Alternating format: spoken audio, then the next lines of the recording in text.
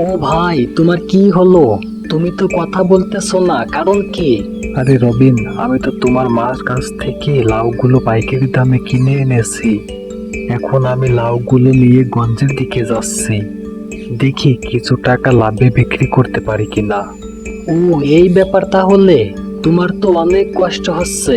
তুমি আমার কাছে লাউগুলো দাও, আমি তোমাকে গঞ্জের দিকে এগিয়ে দিয়ে আসি।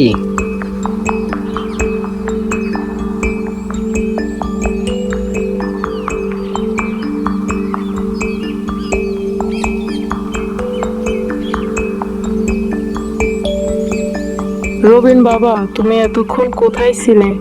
আমি তোমার জন্য পথ চেয়ে বসে আছি। মা, তুমি আমাকে নিয়ে এত চিন্তা করো কেন? আমি তো আর ছোট নেই। রবিন বাবা, তুমি কি বুঝবে মায়ের কষ্ট? এখন হাত মুখ ধুয়ে ঘরে এসো, তোমার জন্য খাবার বেড়ে রেখেছি।